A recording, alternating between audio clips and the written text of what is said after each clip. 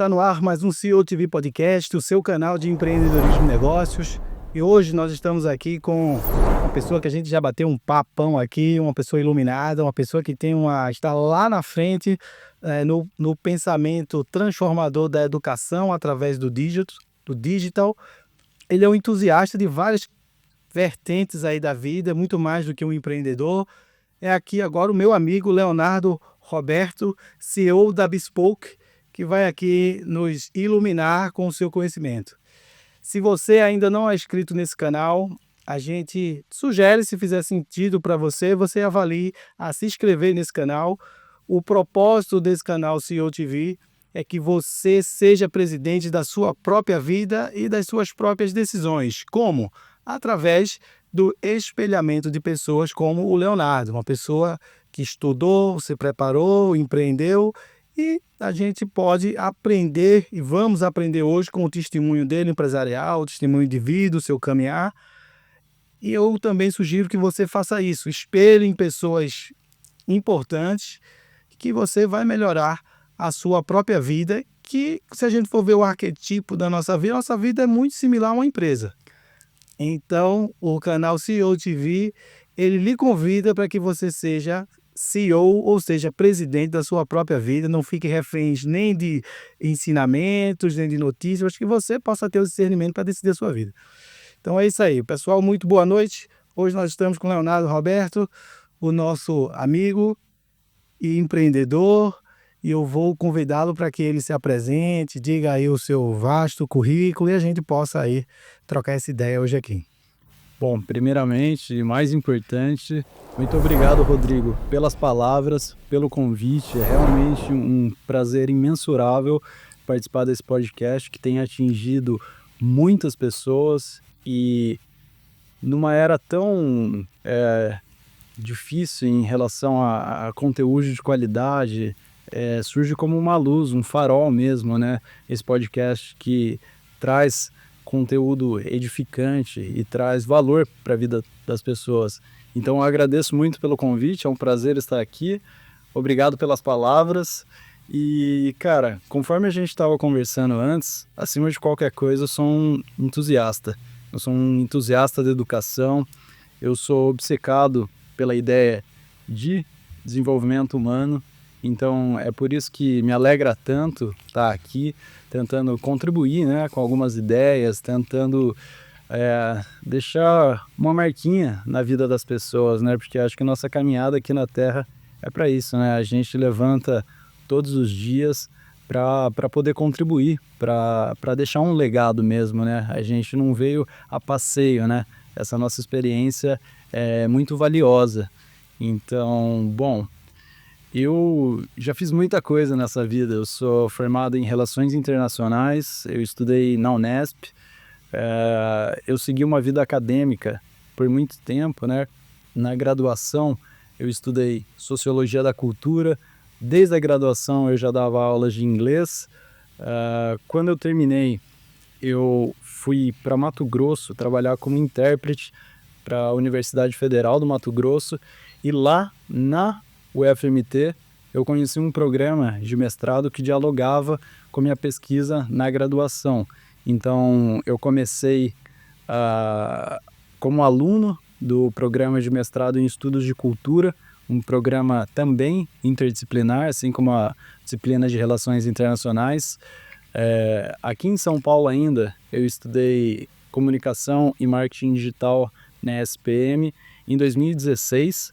Então, na época a gente discutia, até é engraçado lembrar, a gente discutia, por exemplo, publicidade no Facebook, né? Era o principal caminho. E hoje em dia o Facebook já está até, em um certo sentido, caindo em desuso, né?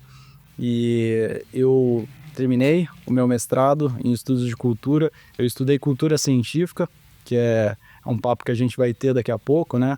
Sobre como as universidades brasileiras se relacionam com a sociedade. Isso também compôs os fundamentos da Bespoke, que é a escola que eu fundei. Sou professor e fundador da Bespoke. Quando eu terminei o meu mestrado, eu abri a minha primeira empresa com um ex-sócio, que era uma escola de idiomas, mais focada no ensino de idiomas, e a Bespoke ela surge como uma continuação, como uma melhoria em relação à minha primeira empresa, já com um propósito um pouco mais amplo. A nossa missão é o desenvolvimento de pessoas através da educação. O ensino de idiomas está no nosso core business, mas a gente quer alcançar novos patamares, a gente já trabalha também com oratória, com educação financeira, e a gente procura isso, contribuir positivamente através da educação na vida das pessoas. Sobre a educação tradicional, ela teve uma mudança muito grande nos últimos 20 anos, né? Eu cheguei a lecionar 8 anos ininterruptamente no curso de Ciências Contábeis e Administração de Empresas e teve um momento que o celular começou a invadir as salas de aula, onde os alunos... eu já fui do tempo que era retroprojetor, depois chegou a ser PowerPoint, e aí quando chegou no PowerPoint, ninguém já queria mais copiar.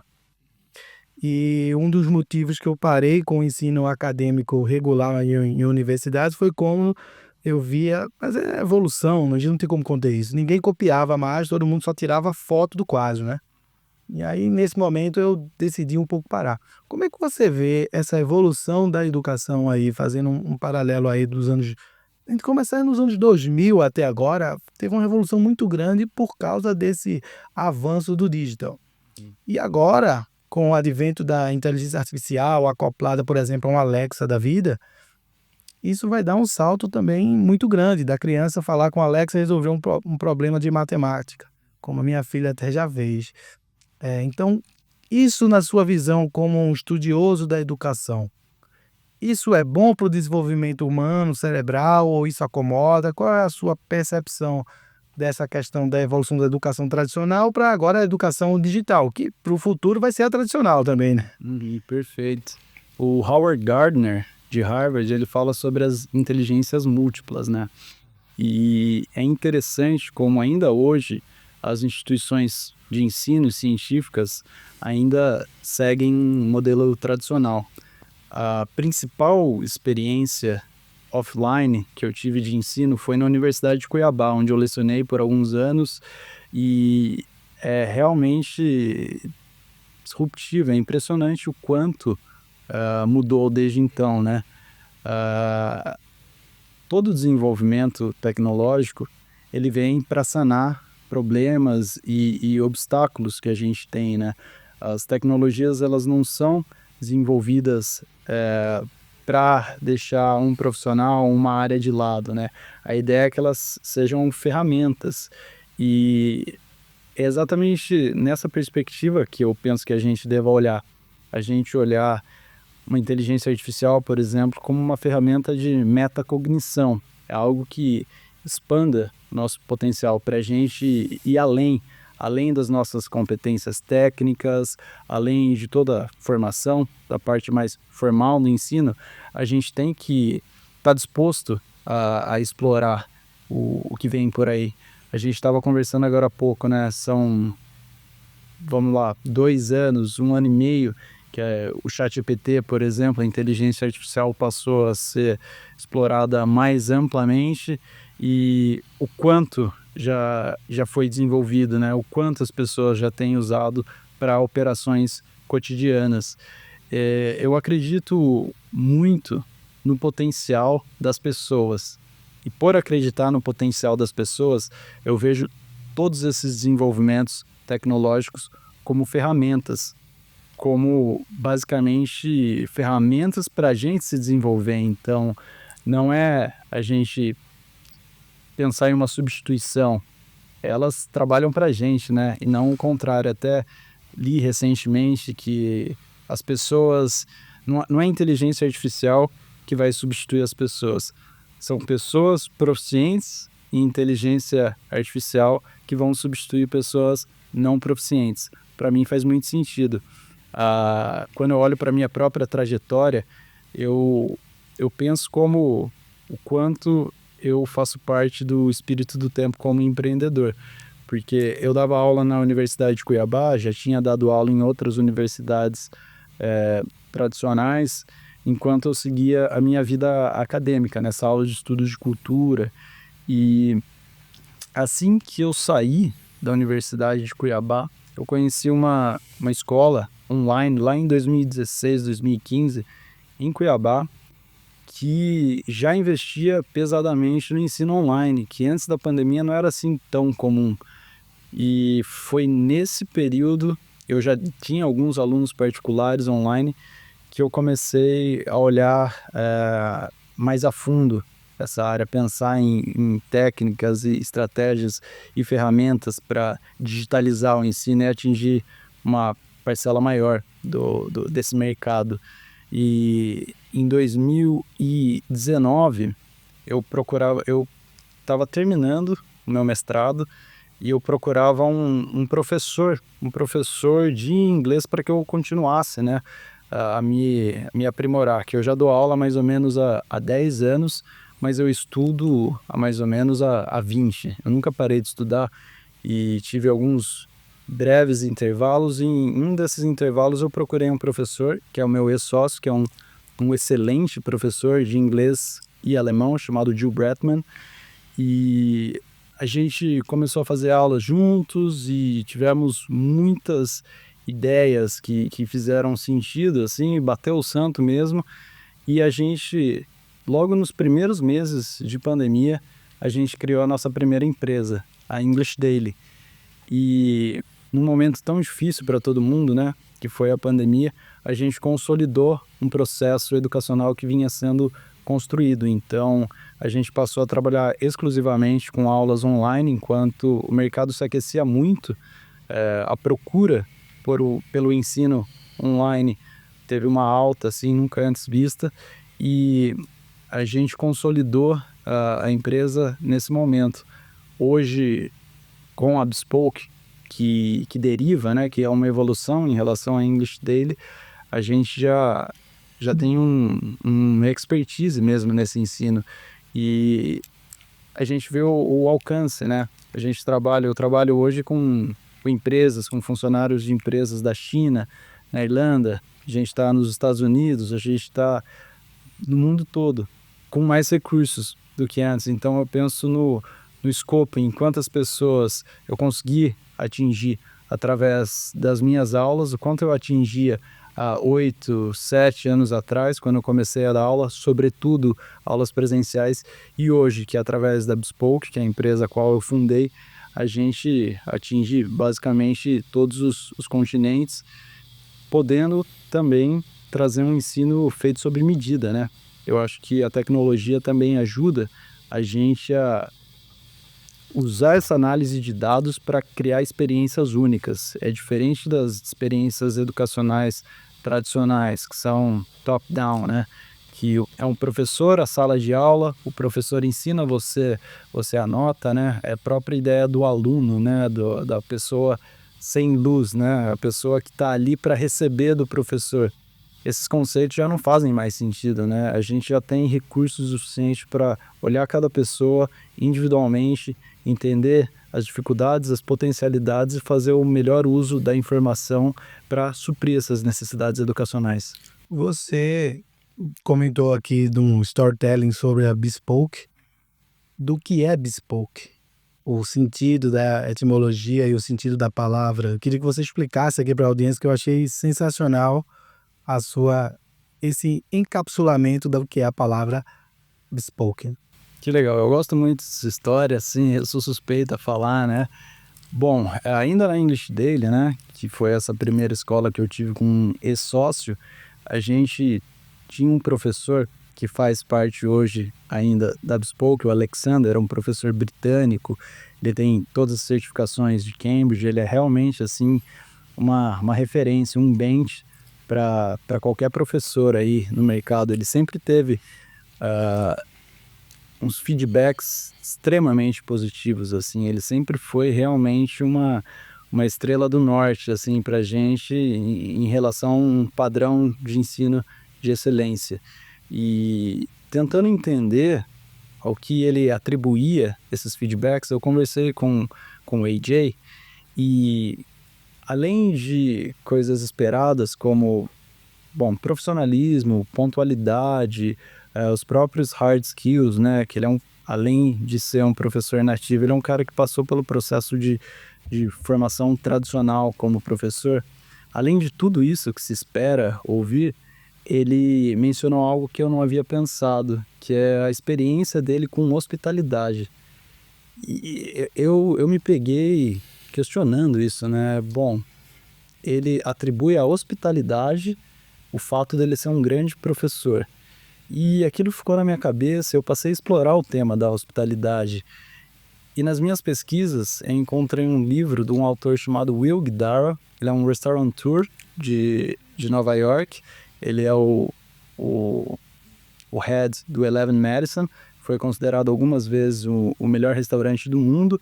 Ele também é coprodutor da série The Bear, que muita gente deve conhecer, né? Uma série que está aí super hypada. E ele tem um livro chamado Unreasonable Hospitality, que é hospitalidade não razoável, fazendo uma tradução livre. E nesse livro ele argumenta algo muito interessante, Rodrigo. Ele fala que se você trabalha com serviços, como por exemplo 70% da economia americana, você tem que se inspirar em hospitalidade. Porque quando você vai para um restaurante com estrelas Michelin ou para um hotel 5 estrelas, não é exatamente a questão do chique, do elegante, do preço.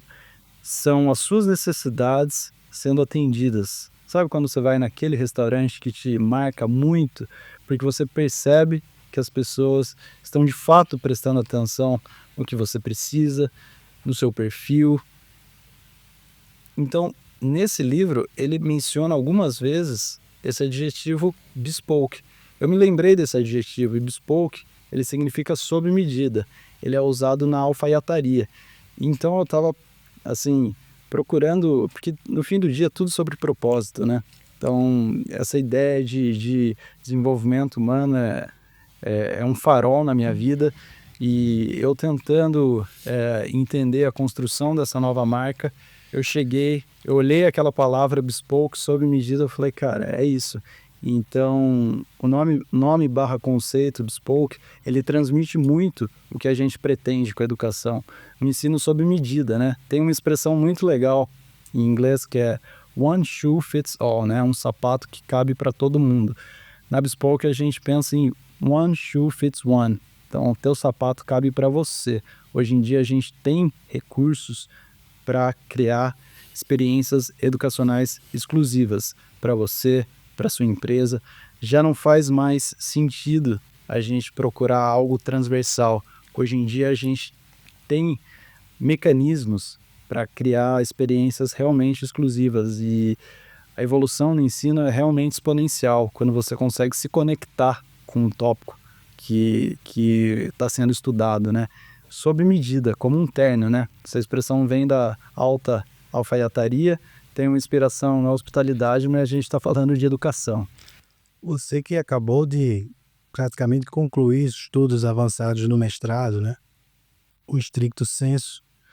Como é que a academia está vendo essa revolução do ensino digital, do ensino sob medida e da hospitalidade? Porque muitas vezes essa hospitalidade não existe no ambiente acadêmico, é top-down. O professor é o discurso competente, te impõe uma prova, te impõe um monte de coisa, uma regra, e você tem que seguir para cumprir o grau. Só que o mundo de hoje, como você tem nos apresentado aqui esse construto, esse preâmbulo aqui, é um mundo que é fit à sua necessidade. É o sapato que é feito para você. Como é que você consegue fazer essa correlação do ensino hoje, como está de educação no mestrado, e esse caminho hoje que você muito bem falou, o caminho bespoke? É uma ótima pergunta. No meu projeto, na minha pesquisa de mestrado, eu estudei a história das instituições científicas e cultura científica no Brasil, né? Tem alguns dados interessantes. Em termos de históricos, o Brasil tem uma experiência muito tardia no que se refere a instituições científicas, né? A primeira universidade na América Latina, se eu não me engano, foi em El Salvador, e isso aconteceu no século XVI. logo no início da colonização espanhola. Aqui no Brasil foi entre o século XIX e o século XX, né? Discute-se se a primeira universidade foi no Rio de Janeiro ou no Paraná, mas a gente tem uma experiência tardia. E a nossa experiência científica, institucional, educacional, ela sempre se caracterizou por ter recortes muito específicos de acesso. O que eu quero dizer com isso?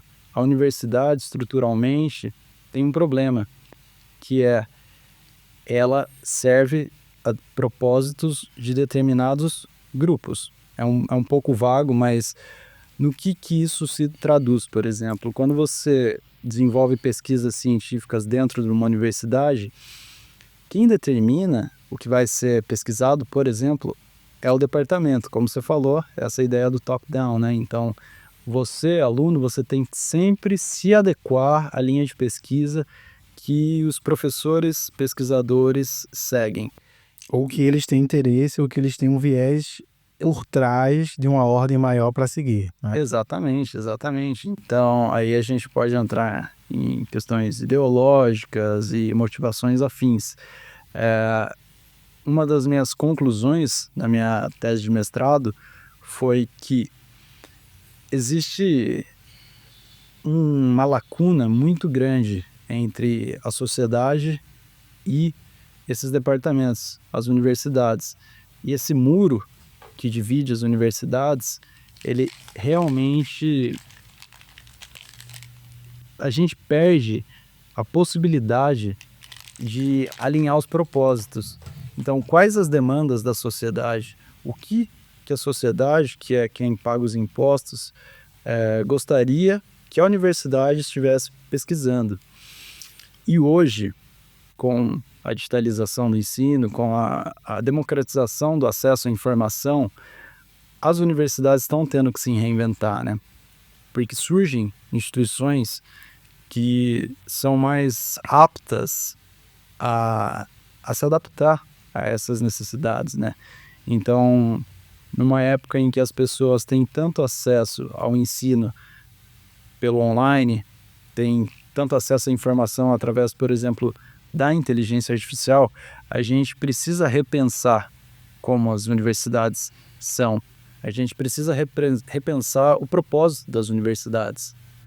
Eu nunca me considerei um ex-professor, que você nunca deixa de ser ex-professor. A gente sempre vai ser professor, né? E o que me ocorre com essa sua fala é justamente que, até me perdoem por falar isso, né? Mas se você souber, através da inteligência artificial e através do que tem hoje disponível de educação digital, até Harvard disponibiliza muita coisa online, gratuito, né? Se você souber onde pescar e pincelar e montar esse quebra-cabeça daquela necessidade que você precisa, talvez você encontre um conhecimento mais rápido, e mais objetivo e mais atual do que uma pós-graduação tradicional daquele tema que você queira. Eu falo isso e algumas pessoas podem até se revoltar, mas tem muita coisa boa no digital. Se você já tem um ecumenismo acadêmico de você saber aonde você quer chegar, você consegue montar uma grade de treinamento digital para você, faz com certificações, para o seu objetivo se capacitar, talvez seja até mais rápido e mais objetivo do que uma própria pós-graduação, não credenciando. Então, eu queria saber também se o currículo, por exemplo, do mestrado, ele está sensível de olhar isso, a inteligência artificial como um acelerador de conhecimento, o que novas tecnologias podem ser incorporadas, ou ainda temos a aferição, digamos, científica tradicional. A gente tem que tomar cuidado também para não correr o risco de tirar o valor da universidade através de críticas construtivas, né? Porque afinal o que a gente procura é uma evolução em conjunto, né? A gente sabe que a universidade ela tem um potencial gigantesco. O que a gente precisaria, ao meu ver, e que eu percebi através das minhas pesquisas, é um adequamento de propósitos, né?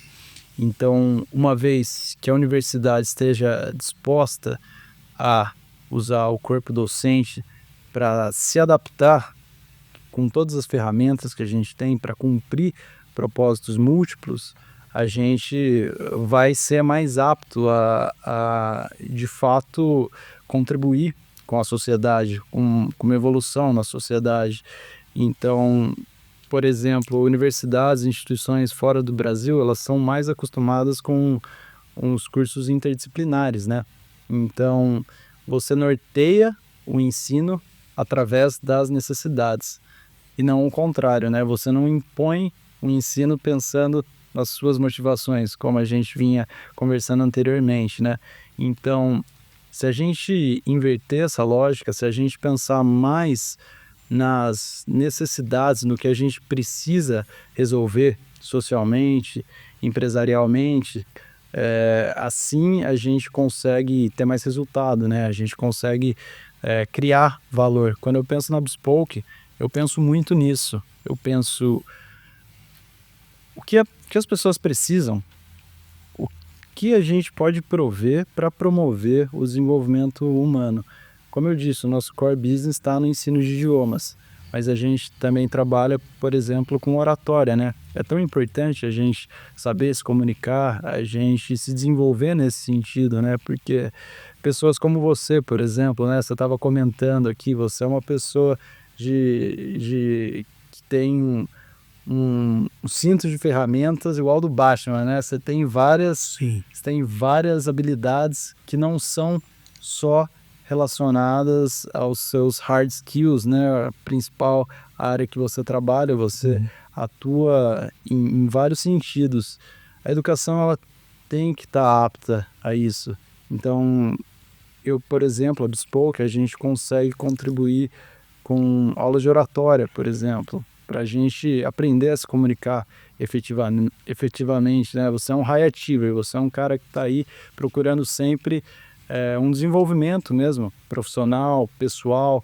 Então, a minha missão é que as pessoas que estejam nesse caminho de evolução encontrem a gente, encontrem instituições que pensam a educação de uma outra forma.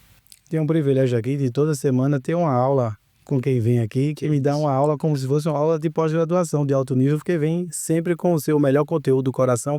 Eu aprendo muito aqui nessa oportunidade de fazer o podcast.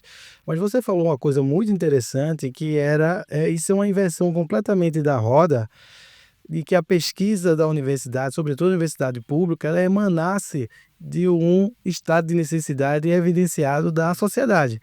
Agora, como que seria a melhor forma da gente evidenciar, saber qual é a necessidade da sociedade? Será que a sociedade ela tem a capacidade de traçar as suas próprias necessidades?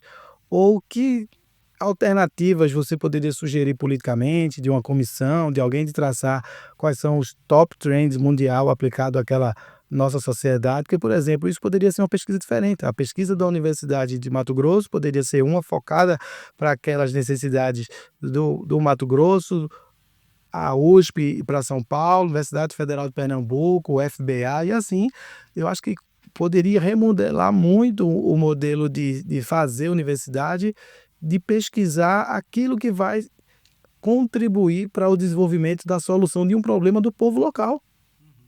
E não o cara está lá em Pernambuco, no sertão de Pernambuco, em vez de estar estudando coisas lá que vai contribuir com o desenvolvimento agrícola, ele está estudando uma coisa que acontece na Inglaterra. Para todo mundo que se interessa pelo tema, eu sugiro procurar pelo trabalho do Carlos Vogt. Carlos Vogt, ele é o principal pensador sobre cultura científica no Brasil. E ele capitaneou 2 projetos muito interessantes sobre a percepção pública da ciência. Você encontra facilmente aí no YouTube, que é um trabalho que usa Big Data para entender o que a população pensa sobre a ciência. Então, esse trabalho é um exemplo de como a gente pode usar os recursos tecnológicos que a gente tem hoje para entender percepção. Então, com o alcance que a gente tem na comunicação, com o alcance que a gente tem em pesquisa de Big Data, a gente consegue entender quais são os principais problemas sociais, né? Com o IBGE a gente já tem um alcance muito grande, mas com a capacidade que a gente tem de trabalhar com Big Data, a gente consegue tem um trabalho bem compreensivo nesse sentido, onde a gente poderia mapear as principais necessidades de regiões e usar isso como um elemento norteador, né, dos departamentos de pesquisa de todo o país. Se a gente for fazer um translado agora, pensando no recorte da escola pública, como é que a gente poderia encaixar esse construto para pesquisar, para melhorar a qualidade, a vida na escola pública? Tem até essa discussão mais recente, né, sobre celular em sala de aula, né? Eu acho que a gente tem que tomar muito cuidado para não tentar impor um modelo educacional mais antigo. Por que eu estou falando disso? Os alunos hoje, eles têm essa extensão do cérebro que é o celular, né? Claro que o Brasil, infelizmente, é um país desigual, né? Ainda não são todas as pessoas que têm o mesmo acesso aos recursos do celular, do smartphone, da internet, mas como a gente está caminhando para esse sentido, a gente está chegando no ponto em que todo mundo tem o acesso para contribuir dizendo o que percebe da educação, né? Quais são os problemas que os alunos nas escolas públicas enfrentam? Qual a melhor maneira da gente entender isso? Nas empresas, quando a gente tem um problema em relação aos clientes, em relação aos nossos leads, a gente, de alguma forma, procura entender diretamente, né? Por que isso não deu certo para você, né? A gente faz essas abordagens para entender, né? Bom, você entrou em contato há um tempo atrás e a gente acabou não fechando o negócio, por que isso se deu? Ajuda a gente a entender. E hoje a gente tem esse potencial com as crianças, com os alunos, com os pais. Isso acaba não sendo de fato feito, né? A gente tem os caminhos para processar esses dados, né? O que falta é a gente realmente ter uma estrutura e uma logística, né? Para a gente ter essa participação cidadã na educação. Pensando na universidade lá de Mato Grosso, que você desenvolveu, aprimorou, né, os seus soft e hard skills lá no mestrado, é um estado com uma proficiência agrícola de produção, talvez um dos maiores do Brasil, né? Sim, o maior do Brasil. E hoje a universidade está caminhando com esse desenvolvimento econômico da universidade ter focos de pesquisa para aumentar essas capacidades que já são fortes do estado? Sim, existem iniciativas dentro da Universidade Federal do Mato Grosso. Seria mentira se eu dissesse que não. Mas dentro do potencial, considerando os recursos que são alocados à universidade, a gente poderia produzir muito mais. Eu tenho o privilégio de ter tido experiências educacionais na universidade pública, onde eu passei 7 anos da minha vida, e também em universidades privadas, né? Eu comentei mais cedo da ESPM e recentemente eu terminei meu mestrado em gestão empresarial na Fundação Getúlio Vargas, e você percebe as nuances do ensino, assim, de trazer a prática, por exemplo, do mercado. Então, existem, sim, iniciativas nesse sentido, pesquisas que trazem resultados concretos na Universidade Federal do Mato Grosso, mas certamente essa universidade, como um exemplo, ela teria que se espelhar em outras instituições que vêm apresentando resultados mais ligados ao mercado mesmo. Você acha que, daqui a pouco a gente vai falar de inteligência artificial, mas você acha que ainda acho que a maioria do construto da nossa educação ainda é tradicional? Você acha que essa questão do tradicionalismo nas questões ideológicas por trás das pesquisas e da formatação dos cursos de pós-graduação, mestrado e doutorado, ele, na sua concepção, ele abafa ou ele faz florescer a questão da inovação para formar empreendedores, formar novas ideias? Sim. Eu acredito que tudo é ideológico. Eu parto muito dessa linha, né? A gente inevitavelmente tem os vieses. O ponto é o que motiva as pesquisas, né? Então, as questões ideológicas vão sempre estar em pauta. a gente nunca vai conseguir que o escopo de um desenvolvimento científico seja satisfatório para todo mundo, sobretudo nas disciplinas de humanidades. Mas para mim a questão crucial é a gente se nortear por demandas reais. Então, o que a população de fato precisa, não é o que eu, chefe de departamento, acho. A gente tem ferramentas e mecanismos para entender necessidades reais. Então, independente da minha ideologia como pessoa, como professor, o que a comunidade em questão precisa nesse momento? Acho que a questão central é essa, sabe? A gente se nortear por necessidades reais da população. Você acha que o aluno, quando se forma no mestrado, no doutorado hoje, em termos de inovação, o grafo dele está up, está down ou está flat? Depende do ponto comparativo, né? O Brasil é um país que em algumas áreas, como na área da agronomia, produz muita ciência, produz ciência de muita qualidade. Na área da veterinária, na área da zootecnia, o Brasil é realmente fora da curva. E algumas instituições, assim, polos pouco convencionais de ensino têm resultados, assim, que a gente nem imagina, né? Em questões econômicas, aí o eixo Rio-São Paulo é sempre referência para tudo, mas no que se trata de ciência, a gente pode olhar para outros estados, como, por exemplo, o Ceará, né? O Ceará é um polo de produção científica incrível. Agora, a inovação, ela vai muito além, né? Quando a gente olha para outros países, o meu primeiro trabalho de tradução de intérprete, né, na Universidade Federal de Mato Grosso foi junto ao Instituto Técnico de Zurique, que é onde o Einstein estudou. E eles trouxeram pesquisadores para estudar tecnologias indígenas aplicadas na arquitetura contemporânea. Então, quer dizer, eles já pensando em sustentabilidade vieram para o Brasil para estudar a arquitetura das casas tradicionais. E na Universidade Federal de Mato Grosso existe um núcleo de pesquisa chamado Tecnoíndia, que já estuda há mais de 20 anos esse tópico. E esse é um exemplo muito bom de inovação, porque traz características únicas do país para uma geração de valor. Então, é a compreensão de uma tecnologia ancestral para melhor aproveitamento de recursos hoje. Então, isso é um exemplo de como o intercâmbio com outras culturas, com outros países, com outras instituições científicas, o quanto isso habilita a gente a ter novas abordagens em relação ao que a universidade produz.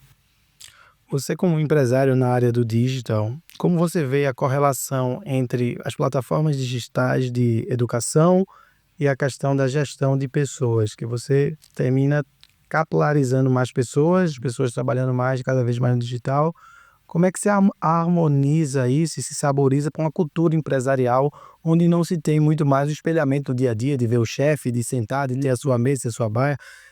Hoje temos grandes corporações que funcionam em grande parte online, está cada um no seu até país, estados, e como é que você vê se isso funciona ou que se isso realmente está implodindo e nós vamos voltar para o espelhamento profissional de hard, soft skills de interação pessoal visual?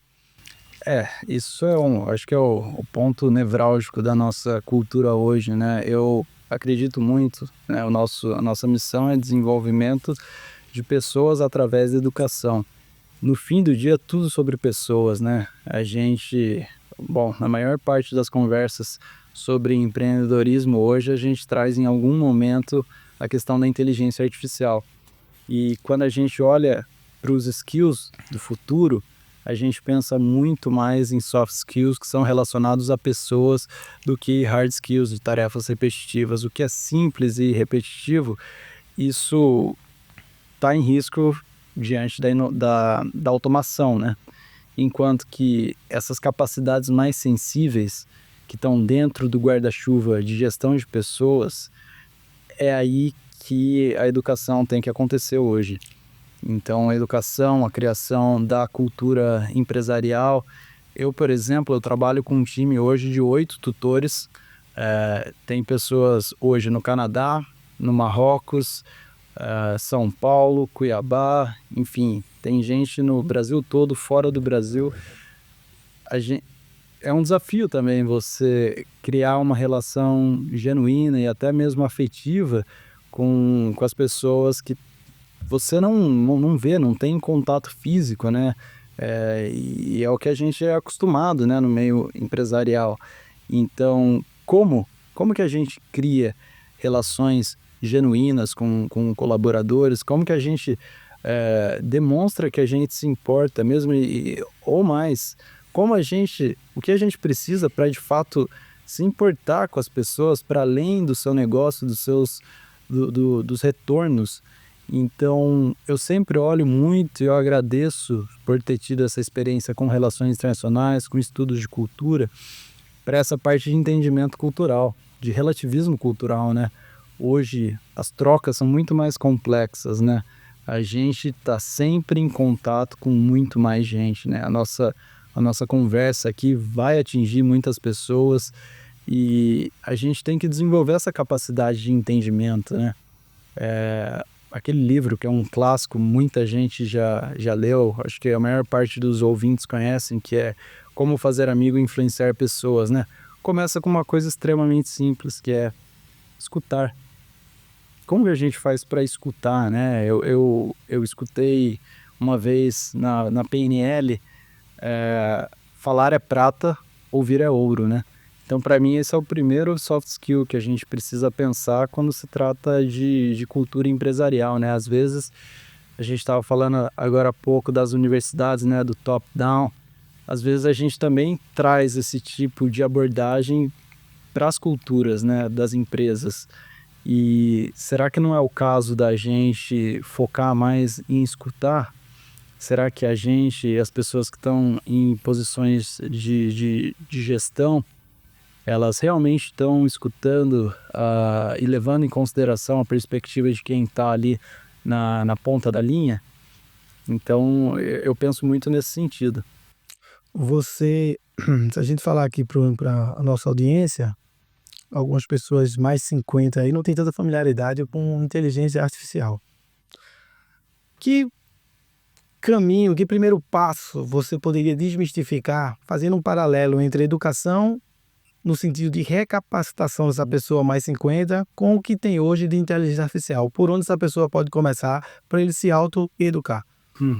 Eu acho que é uma questão que vale para todo mundo, na verdade, né? A gente aceitar o fato de que a gente não sabe tudo, né? Quem sabe tudo é Deus. É a única entidade, né, que tem acesso a todo o conhecimento. Então, acho que parte daí, né? Parte de você aceitar que a gente tem que sempre ir atrás da educação, né? Hoje é algo tão recente e a gente, via de regra, a gente fica um pouco arisco mesmo, né, com as coisas novas, mas a gente não precisa ter medo. Eu acho que a gente tem que pensar no desenvolvimento tecnológico como uma ferramenta para nos ajudar, né? Então, você não está familiarizado ainda Com inteligência artificial? Existem caminhos extremamente simples para que você se intere, pelo menos no básico. Existem cursos, existem vídeos, existem professores de outras áreas, como por exemplo na Bespoke, capacitados a te guiar dentro desses processos, né? Na Bespoke a gente preza muito por isso. Tem pessoas, por exemplo, que têm um nível excelente de proficiência na língua inglesa, por exemplo, ou no espanhol, ou outros idiomas, mas a pessoa, ela precisa praticar e ela não precisa só praticar voltado para o próprio negócio. Às vezes você terminou um dia longo de trabalho, você está lá, você está cansado, você talvez naquele dia não queira falar sobre o seu business. Na Bespoke a gente procura trazer professores que têm um repertório maior para, por exemplo, auxiliar nessas questões, né? Para a gente conseguir ter conversas edificantes. Então, você pode, por exemplo, desenvolver o seu segundo ou terceiro idioma e também aprender questões de outras áreas, né? Então, Como IA, por exemplo, primeiros passos na IA para uma pessoa mais 50. Ele pode, através da contratação da Bespoke, ir além da janela do quadrante do ensino de idioma e aprender outras coisas lá. exatamente. E ainda mais no idioma que está aprendendo. Enquanto aprendendo inglês, espanhol ou francês, a gente também pode atingir novos patamares. A gente fazendo uma emulação aqui, como se eu fosse um aluno que contratei a Bespoke nesse momento. Vou ter minha primeira aula. Qual seria o roadmap da jornada que esse aluno vai percorrer no ensino do idioma? Vamos fazer um exemplo aqui, o inglês. Entrei hoje, fiz a minha matrícula na Bespoke online e comecei o ensino de inglês. Qual é o velocímetro aí que eu vou caminhar até começar a emergir com algum tipo de naturalidade de conversação ou entender? Legal. Bom, primeiro a gente procura entender as necessidades, né? Então a gente envia um formulário onde a gente entende os objetivos de cada aluno, as disponibilidades de horário, porque o ensino tem que ser, ainda mais hoje em dia, conveniente, né? Então a gente não pode deixar que o ensino seja um fardo, que seja que a pessoa tenha aquela cobrança sobre si de que precisa continuar a qualificação educacional, profissional, e que isso seja um peso extra. Então a gente leva em consideração essa flexibilidade em relação ao horário e o nível de proficiência atual.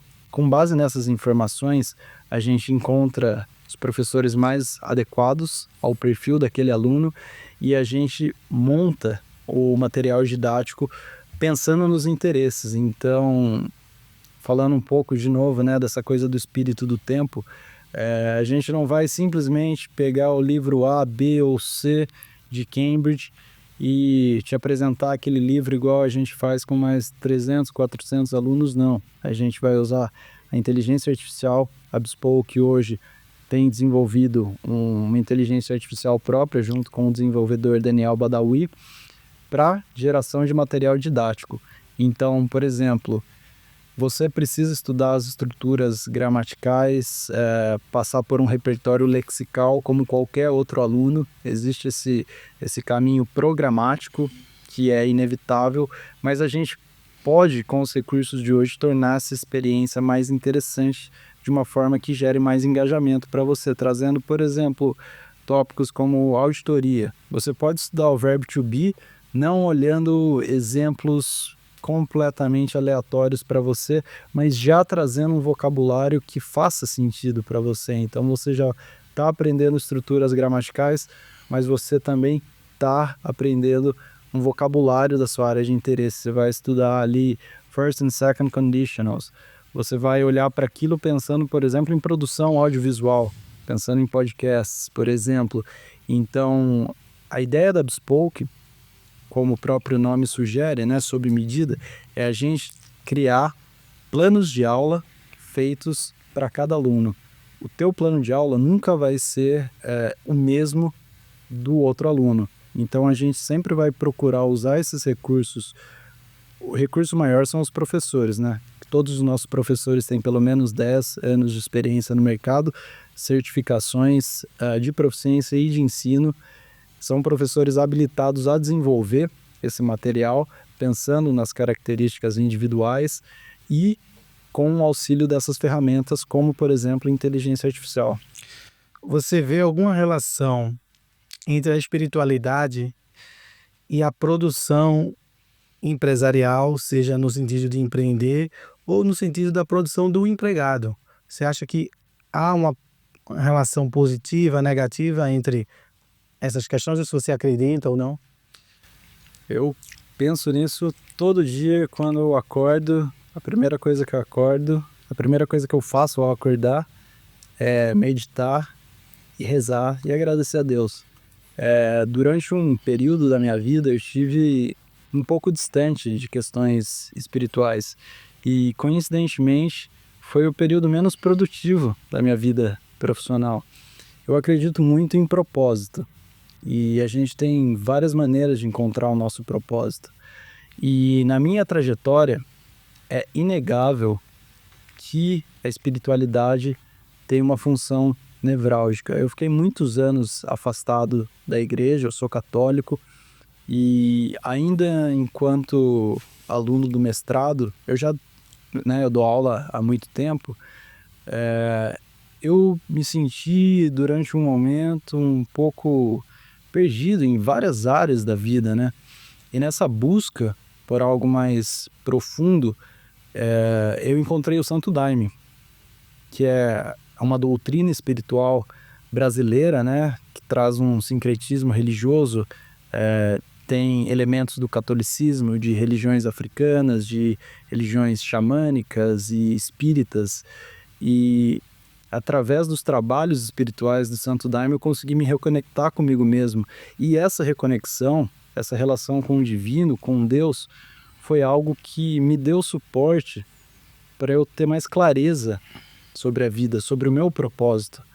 Então, eu tenho 31 anos, na época eu era um pouco mais novo. A gente se questiona, né, sobre caminhos que a gente tem que tomar profissionalmente. Às vezes você já está num caminho há muito tempo e passa por uma crise de confiança naquilo que está acontecendo.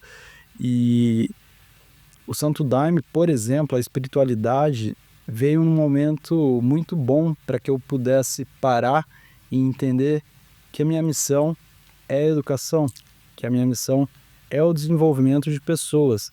Então, no capítulo 5º do livro Meditações, do Marco Aurélio, que foi um imperador romano, ele fala sobre isso. No primeiro texto do capítulo 5º, quando você acorda, lembra que você veio para a Terra por uma função, sabe? Assim como as formigas têm que ser formiga e fazer o que elas precisam fazer, a gente veio para contribuir, a gente veio para evoluir. Então, para mim, a espiritualidade, ela abre o caminho para que a gente possa entender o nosso propósito. E quando você entende o teu propósito e você está confortável com o que você veio ao mundo para fazer, é muito difícil alguém te parar. Você teve a experiência de tomar o chá Santo Daime? Que experiência isso te trouxe? Eu costumo descrever, assim, para muitas pessoas como uma limpeza. Assim, em alguns momentos da vida a gente passa por uma falta de clareza, e eu senti, assim, de uma forma cristalina da primeira vez, essa limpeza.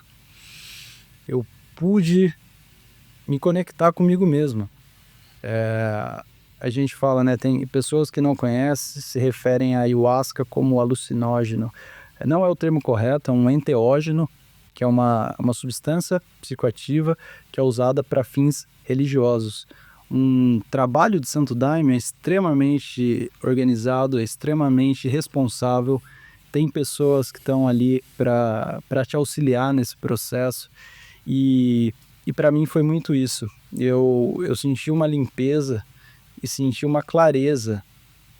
Senti que me ajudou a enxergar algo que eu já estava procurando. Então, quer dizer, através da minha experiência, eu pude perceber que não é algo que eu pego e falo para qualquer pessoa, não, pode ir lá, vai lá pro Santo Daime que vai resolver a tua vida. Não. Se você está procurando, se você tem a intenção de buscar o teu propósito e se você sente que aquilo faz sentido para você, pode ser um caminho, porque funciona para outras pessoas. Para mim, foi um ponto de clivagem, assim, foi uma mudança evidente na minha vida. Você chegou a ter alguma conexão espaço-tempo do plano astral te envolvendo esse propósito? Porque eu já conversei com algumas pessoas que disseram que realmente foram num plano astral diferente. Um relato muito interessante. E uma grande amiga. Como foi aí essa sua experiência, no que você puder compartilhar aqui com a nossa audiência aí? Claro, claro. Bom, na doutrina do Santo Daime, existem as pessoas que a gente chama de fardados, que são as pessoas que seguem a doutrina em sua totalidade, eu sempre fui um frequentador assíduo do Santo Daime, já passei por inúmeros trabalhos, então eu tive muitas experiências. Eu tive experiências muito bonitas, Rodrigo, assim, por exemplo, a memória é algo que fica muito aguçado, né? A gente falando, por exemplo, de espiritualidade, eu lembro que durante um tempo eu tive uma resistência em relação a questões espirituais da Igreja Católica, assim. Eu passei muito tempo na universidade pública e você entra em contato com ideias, enfim, conflitantes, e através do Daime eu pude me reconectar com experiências boas que eu tive nesse sentido na infância, por exemplo, de igreja. Isso é um exemplo. Mas para muito além disso, você passa por experiências muito bonitas. Claro que não é tão simples assim e não é só isso, né? Te coloca muitas vezes de frente com questões que geralmente você não quer enfrentar. Então, algumas sombras que a gente tem, né, para usar um conceito aí do Jung, elas emergem. Você tem que lidar com essas situações, né? Então você tem que enfrentar. E eu acho muito interessante isso também.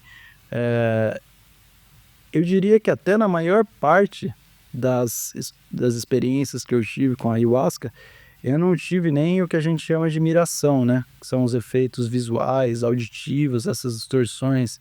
Em muitos dos casos foi uma conversa franca comigo mesmo. É muito legal comentar isso porque tem muita gente que acha que não, que é uma coisa psicodélica só. Não, teve muitas vezes que eu cheguei muito mais confuso. Isso, na verdade, em todas as vezes. Eu cheguei mais confuso do que eu saí. Então foi uma oportunidade que eu tive de conversar seriamente comigo mesmo. Isso aconteceu muitas vezes. Isso aconteceu muitas vezes. Interessante. Se você tivesse de indicar um livro aqui para a turma toda que está nos assistindo, que livro você recomendaria? Ou mais de um livro, ou uma coleção de livros, que vai fazer diferença na jornada empreendedora e ou na jornada como ser humano? Bom, a minha formação é interdisciplinar, né? Eu tenho esse privilégio por navegar em diversas áreas do conhecimento. Eu tenho gostado muito dos livros do Harari, começar pelo Sapiens, que foi um livro, assim, poucas vezes eu li um livro tão marcante assim para a gente olhar para si como humano, como espécie, né? Olhar a história da humanidade e ver o quão recente a gente é, sabe? Quão rudimentar a gente é em muitos aspectos e quão rápido a gente está mudando, né? Depois do Sapiens veio o Homo Deus, que é um livro maravilhoso. Ele bota um pouco em perspectiva, né, essa nossa evolução, como a gente lidou e lida com os principais problemas da humanidade, né, e olhando para o futuro, né, já trazendo tópicos como inteligência artificial, o aumento da expectativa de vida e as implicações, né, que é o vir a ser do ser humano, sabe? Então, a gente já está conversando sobre microchips nas pessoas, com inteligência artificial, essa ideia do meta-humano, né? O próximo passo do humano, né? A gente já está extrapolando, a gente já tem no horizonte a possibilidade de extrapolar o que é o humano como a gente sempre conheceu. E mais recentemente eu comecei o último livro do Harari, que chama Nexus, que volta muito mais para as questões de inteligência artificial e as implicações sociopolíticas disso. É um livro que eu estou gostando muito também. Todo o trabalho do Harari, se olhando nessa esteira, assim, é realmente muito edificante. A gente conversou bastante sobre questões espirituais, né? E eu acho que a gente tem que olhar para as coisas de uma forma holística mesmo. Eu gosto de um texto muito curto que chama Tao e a Sabedoria do Silêncio Interno.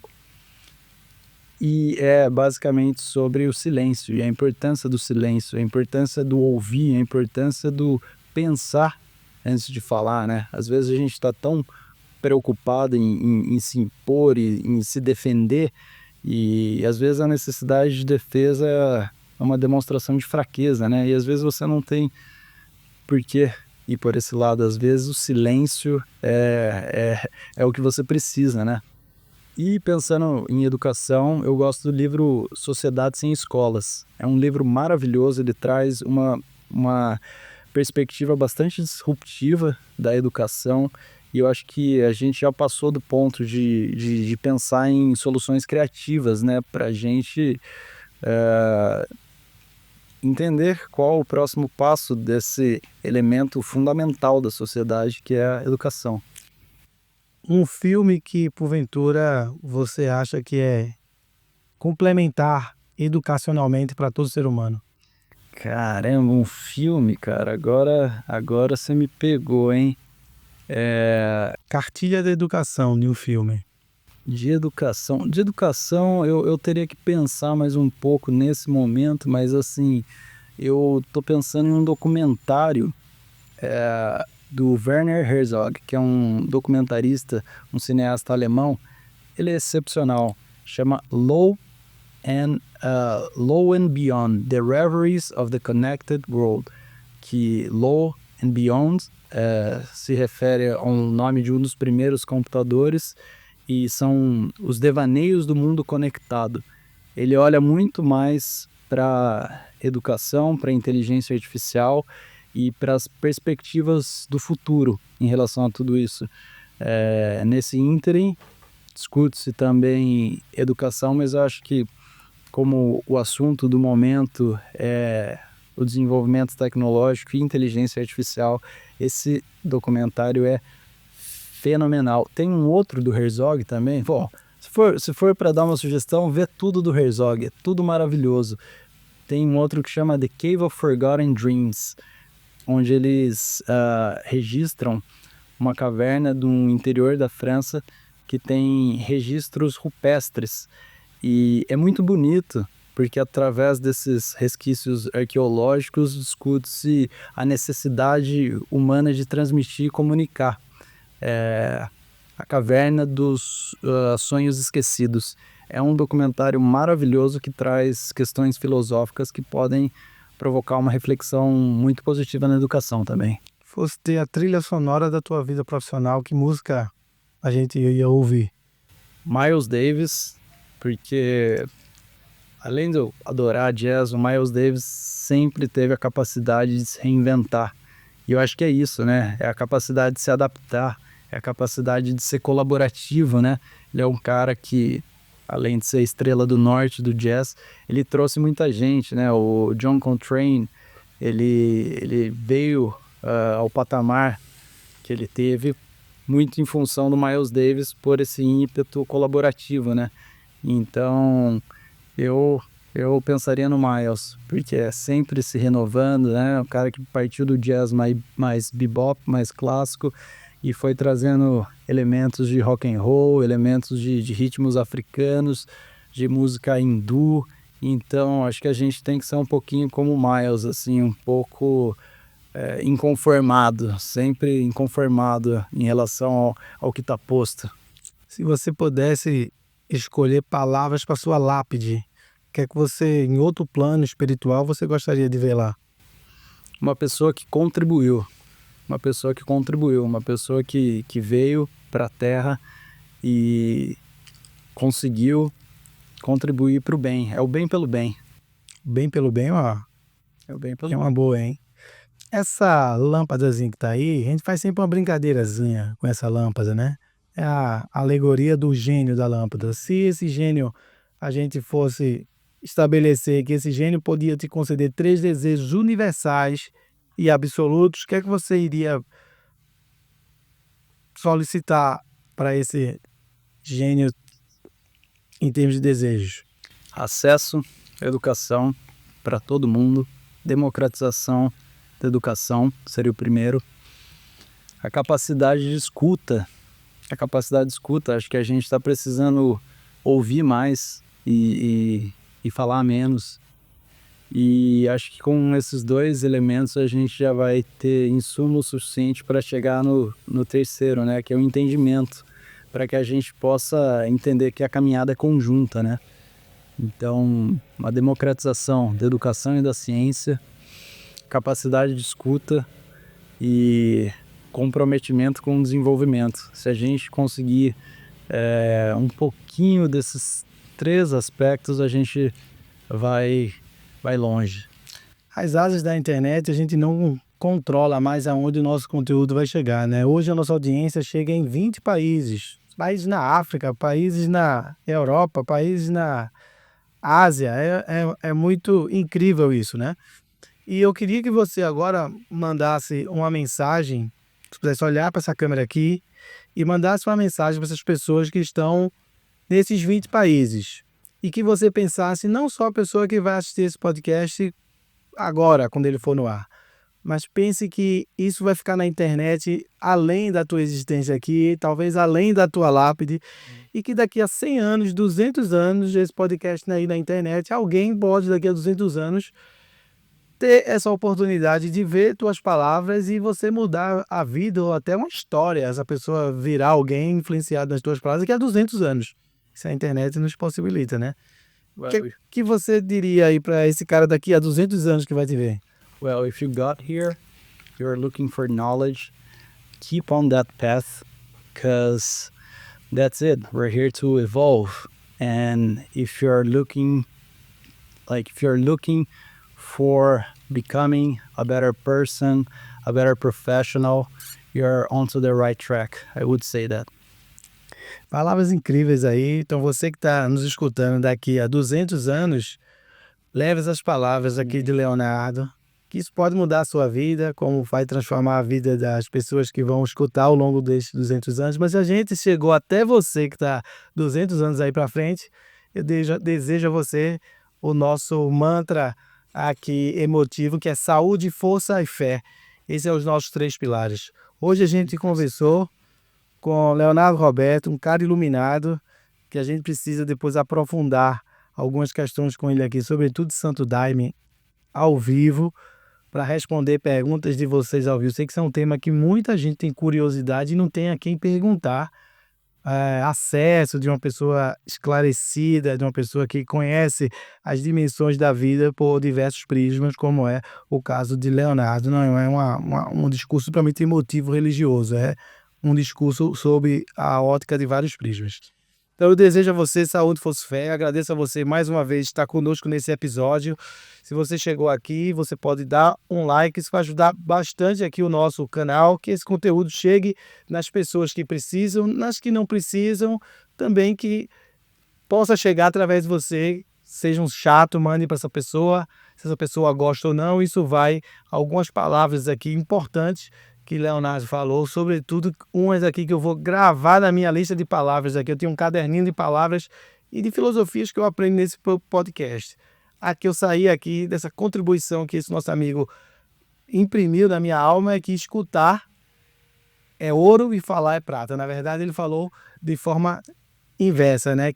Mas eu estou trazendo para vocês dessa maneira, que eu achei isso aí, creme de la creme, né? Escutar é ouro e falar é prata. Então isso daí, se você tivesse ouro ou prata, você ia pagar primeiro com ouro ou com prata, avalie isso aí, é muito profundo essa reflexão. Então eu desejo a todos vocês aí uma boa noite, um bom dia, uma boa tarde, e a gente se vê nos próximos episódios aqui do CEO TV Podcast. Nós estamos aqui nas principais plataformas de YouTube, Apple Podcast, Amazon Music, Deezer. Então a gente se vê por aí e muito obrigado, meu amigo Leonardo, aí, por essa participação, por essa oportunidade de estar conosco aqui. E como é que as pessoas, para finalizar, encontram a Bespoke? Como é que as pessoas podem entrar em contato com você? Quais são as redes sociais? E como faz para que as pessoas possam adquirir o serviço da Bespoke? A gente está no LinkedIn, a gente procura produzir um conteúdo bem interessante por lá, sempre pensando em desenvolvimento humano através da educação. Então, procura no LinkedIn Bespoke, que a nossa equipe vai estar pronta para te atender e fornecer a melhor abordagem educacional diante das suas necessidades. Até mais, pessoal.